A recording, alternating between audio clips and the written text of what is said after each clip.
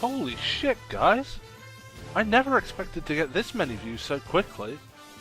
Guess that just goes to show how popular the Smash Bros. DLC is. And over 70 subscribers too? To some people that might not seem like much, but to me, that's amazing. And I thank each and every one of you for subscribing. The RASCAL Movement is getting bigger. For those of you who don't know what that means, you can always head over to my channel and find out. I have other video series that I would love for you guys to check out.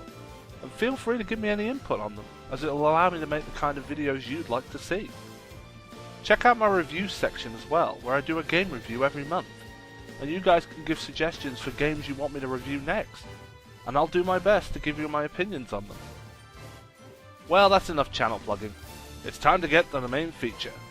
So, let us begin.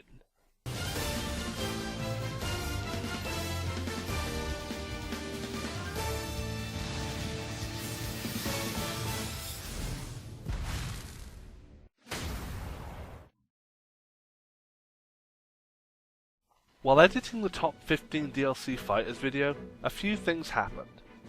Audio files were found in an update that suggests Roy from Fire Emblem would be returning to the roster, and Ryu from Street Fighter would be emerging as a brand new fighter. To sum it up as short as possible, I kinda have a red flag up on this. It's not that it's impossible and couldn't happen, I think the audio files being there pretty much proves that. No, what's got me questioning this is that people are forgetting who we're dealing with here.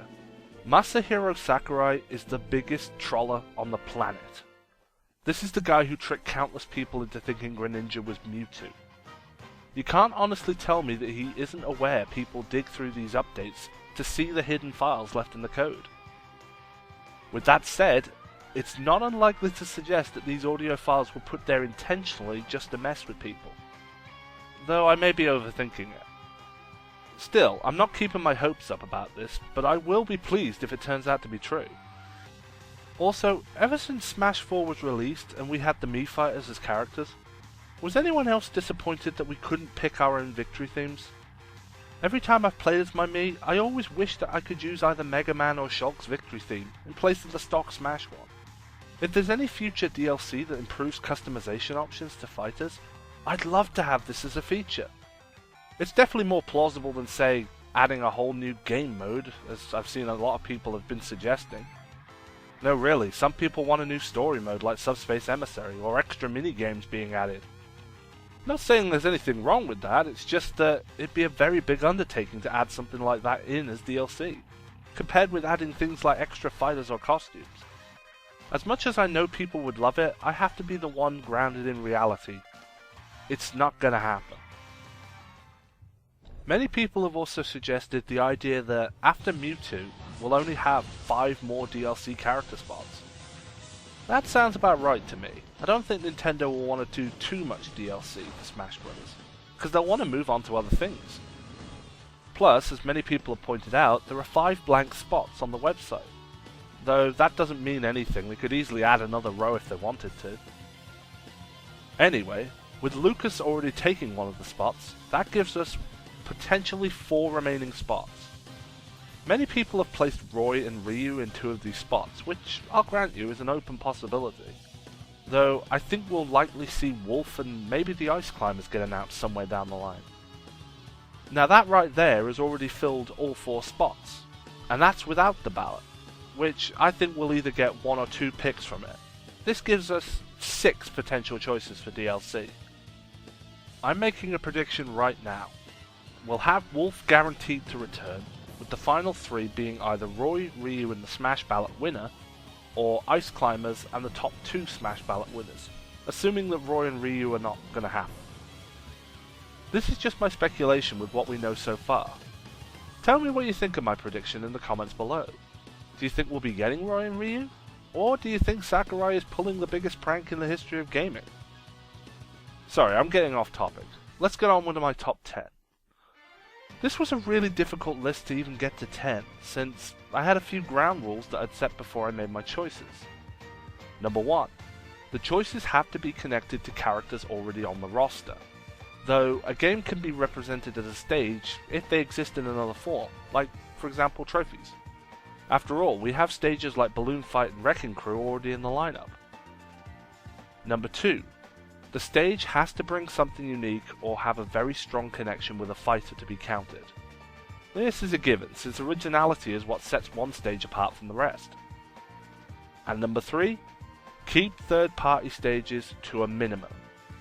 This one's more of a personal decision than a rule, since, unlike the fighters list, stages are more likely going to be primarily Nintendo's own games, since, unless added as playable fighters, they wouldn't add stages from random third-party titles. Okay, now that's all sorted, let's get the list going, starting with number 10.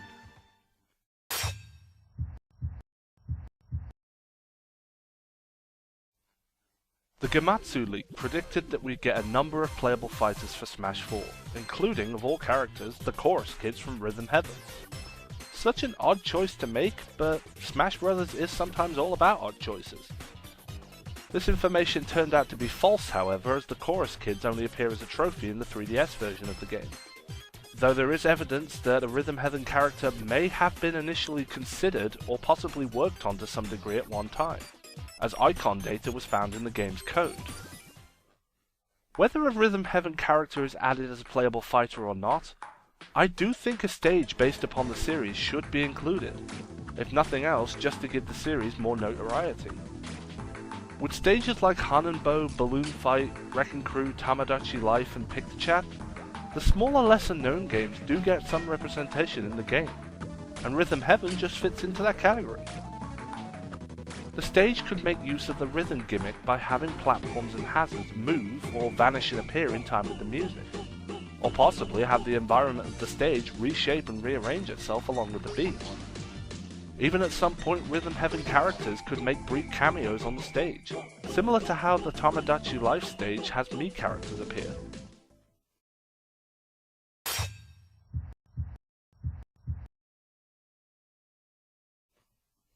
It's odd that of all the Mario titles that have been represented in Smash Bros., one series that seems to get ignored is the Mario Party series. I imagine it's probably because Sakurai doesn't feel a stage from Mario Party would fit in correctly with Smash Bros., or they simply just don't know how to implement it.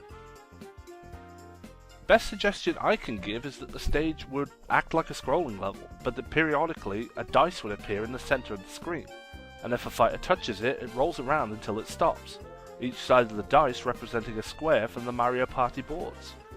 Like, one side could be a blue circle, the other a red circle, one's a boo icon, one's a star icon, and so on. Each time the dice rolls, it lands on one of these sides, and whatever the picture lands on is what happens. So for example, landing a blue circle could give a small healing boost, the red circle the opposite, the boo icon could swap all fighters' health percentages around, and the star would give an extra stock or extra point like the S flag item. While this is going on, the scrolling stage can transition between different Mario Party boards. So one specific board isn't the representation, but a number of boards together, meaning the terrain the fighters battle on is always changing.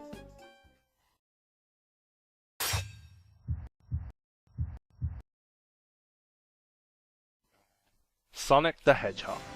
The first stage that came to mind when he was brought into Smash Bros. Was Green Hill Zone.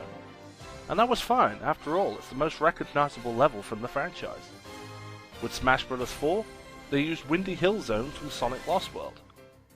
Now, I can understand why they went with it, since it's representing the Sonic game that was out at the time, as well as the fact that it was a Wii U title.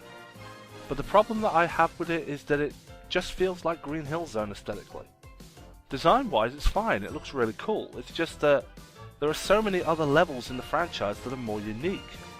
Windy Hill is just Green Hill 2.0.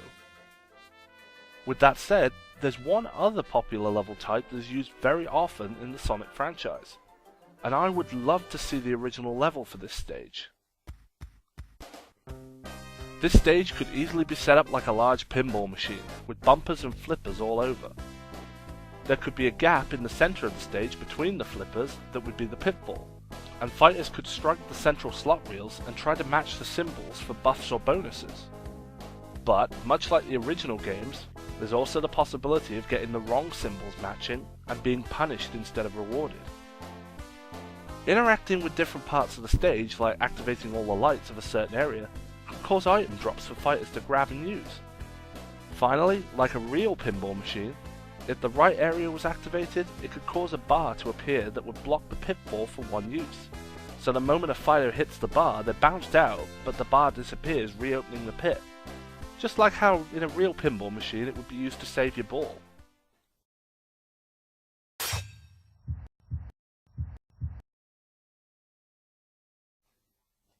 Okay, so Rayman is not a confirmed fighter, but if Ubisoft can put trophies of the guy into the game, why not a stage? Plus, if Rayman is added into Smash Bros., he'd need a stage anyway. And for me personally, I want Bandland from the original Rayman. Hands down for me, Bandland has the best music tracks in all of the Rayman franchise. It's also the first location in the game that I immediately associate with when I think of Rayman, and really uses the themes and gimmicks within its levels to great effect. The platforms are large drums, walkways are music staffs complete with a treble clef at the beginning, walls are recorders, percussion mallets act as hazards, trumpets blow you across the level with blasts of air, wooden bongos are falling platforms, and even the boss of the land is a giant saxophone called Mr. Sax, with one of the catchiest boss themes ever.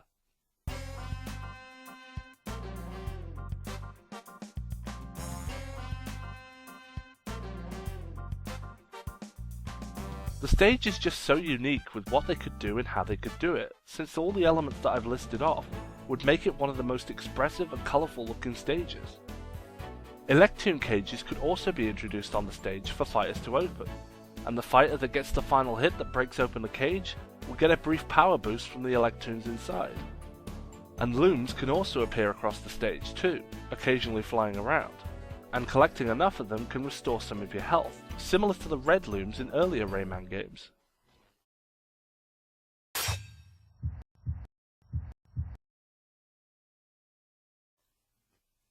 The significance of this location in the Legend of Zelda series should have made it a stage a long time ago. It's the resting place of the Master Sword.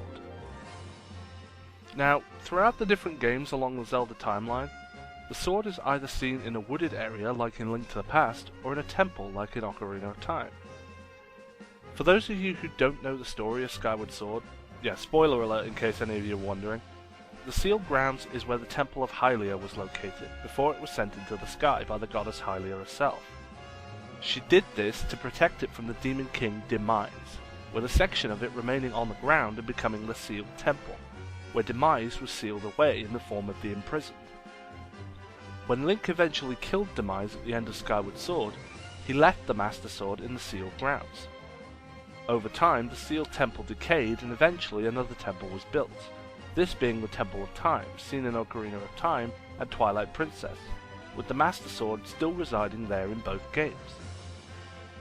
Now, the Master Sword is located in the Lost Woods in the Link to the Past, and in Link Between Worlds, not within a temple.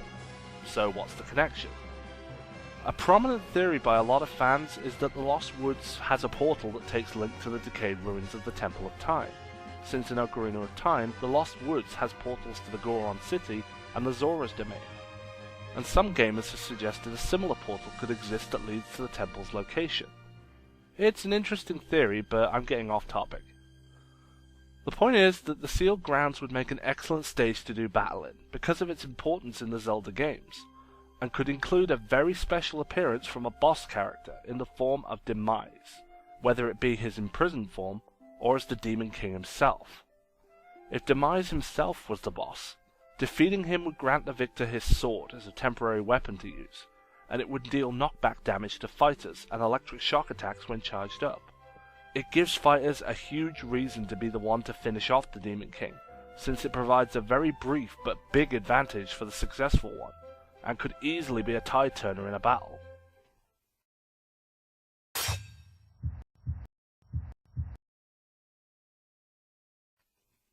There is a post online talking about the possible results of the Smash ballot. What this post suggests is the most likely choices that people have voted for to be the next DLC fighter. This isn't a recent post either. Oh no, this thing was posted what must have been like less than a month after the ballot was announced. Now, this is obviously not official, so it's not guaranteed that this is going to be how people voted. Hell, in my top 15 DLC fighters video, I had picks that are not even on this list at all, and nearly every character that is on this list were characters that I didn't pick. I'm not saying everyone else will be like me, but I can guarantee you that not everyone will be picking the same characters. Anyway, according to this post, King K. Rool is very high on the list of possible winners. Assuming that this DLC results theory is accurate, if we get King K. Rool as a new DLC fighter, a possible candidate for a new stage would be the Gangplank Galleon. Design and gimmick wise, I would see it being very similar to the pirate ship from Brawl. However, the stage would be much bigger with more platform sails to climb upon, possibly even having the sails open over time and making them temporarily unusable as platforms, with the stage having Kremlins appear to fix the sails and reset them. There would also be the added threat of cannonballs raining down on the stage, possibly being fired by a ship in the distance. The cannonballs themselves would have a high damage output to fighters that are struck by them, but they can be easily telegraphed by the obvious shadow on the floor, showing where they'll land. All of these features together, I think would make Gangplank Galleon a fun and welcome addition to the stage lineup.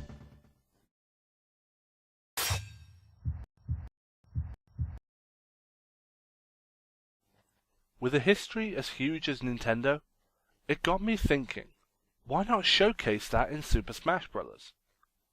Start out with the fighters standing on a classic NES, and then as the battle continues have the stage evolve over time and showing the progression of the company, going through the Super Nintendo, the N64, the GameCube, the Wii, and finally a Wii U. You can also add in the handheld consoles as well, like the Game Boy through to the 3DS. But these would make more sense if they were used in the handheld version of the game, thereby both titles having a legacy stage, but keeping it so that the consoles you see in them are connected to their versions of the game. One of the cool things about the legacy stage would be the visuals of game titles that will appear on the screen as the stage progresses. So for example, when you get to the Super Nintendo part of the Wii U version, we could see a 16-bit Ridley swoop past the stage. Or, when reaching the DS section of the handheld version, you might have the stylus come into play, hitting random areas on the battlefield, emulating a player interacting with the lower screen. With all the different games they have to work with, this stage could be a visual showcase of all of Nintendo's greatest game series, giving not only older players nostalgic windows into the past, but newer and younger players a look at the great history their favourite games of today have to show.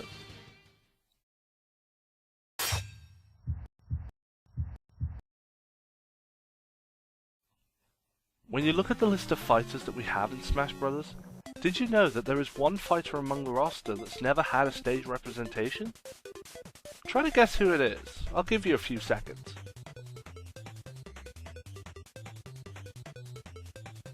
You figured it out? It's this guy.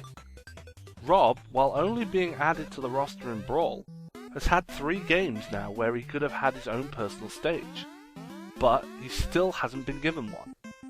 Instead, he gets coupled with one of the retro stages within the game. I think it's about time he gets his own personal stage, and I can't think of a more fitting stage than Gyromite. Along with the other games Stack Up, Gyromite was designed to work with the R.O.B peripheral for the NES. For those of you who don't know about the game, it was a simple platformer where you play as a professor character disarming bombs. In your path stands red and blue barriers that will only move when you control R.O.B to open them. If you want more details on the game, there are plenty of reviews online about it, so go check them out.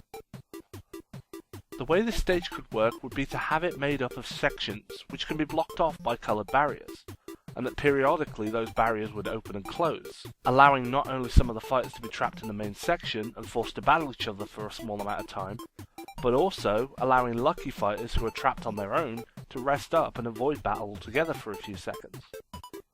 There could be a strategy to play in this stage, where you could use the barriers to your advantage and force other fighters to battle each other, while you pick your opportune moment to attack.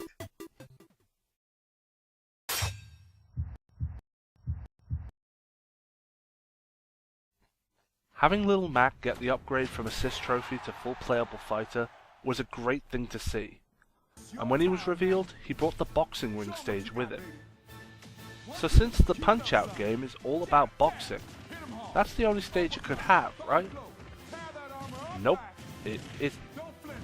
When you think about the game, there is one other location that is just as iconic, if not more iconic than the boxing ring itself. So what location is that?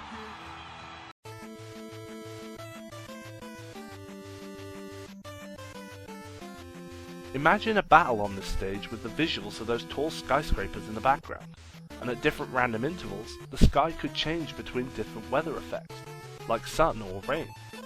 And there could even be some day to night transitions added in too, similar to the training montages in the Wii Punch-Out game. Occasionally, Doc Lewis could even ride past on his bike, and he could call out different encouraging phrases as he does. Or he could even interact with the players by throwing out random food items. Stages don't need to have a lot of flashy gimmicks to be fun, sometimes they just need to be memorable, and this is certainly a memorable piece of Punch-Out.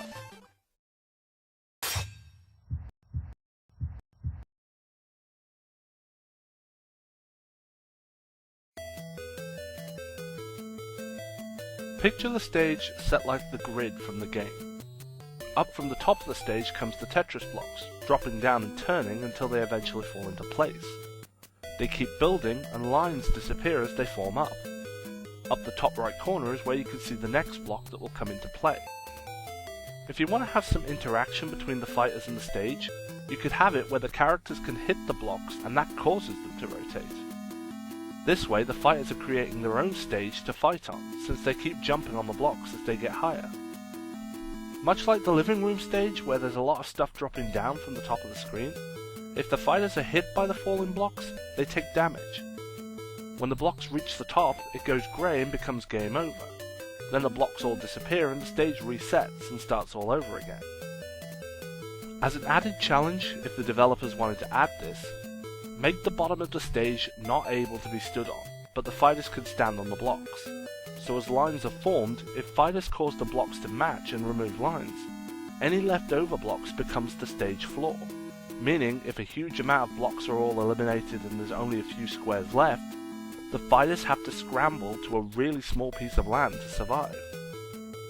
I had heard that there was going to be a Dr. Mario stage originally, but that it got cut for some reason. If they decide to bring that in as DLC, honestly I'd be fine with that, since conceptually it's very similar to Tetris, and I imagine the stage gameplay mechanics would be sort of like how I suggested. Just replace the Tetris blocks with pills. Well, that's my top 10 DLC stages, and as I said, I've tried to keep it primarily Nintendo strong. The Sonic and Rayman stages are just personal bias preference, so feel free to disagree as much as you want. I welcome the hate. But in all seriousness guys, thanks so much for all the support and feedback on the DLC Fighters video I did before. You guys are awesome for that. If you've not seen that video yet, then check it out and see what you think, and once again, check out some of my other videos I've done. I appreciate every piece of feedback you can give me, even the negative ones. I want this channel to be as entertaining as I can make it, and I want every person who watches my videos to know that they have a voice, and that they're free to share their opinions with me. If you want to see any more Smash Bros. Related discussions or top 10s, let me know in the comments below. Don't forget to join the RASCAL Movement to keep up to date with all my reviews, discussions and Let's Plays. And finally, thank you all so very much for watching. You are all awesome, and I will catch you guys next time.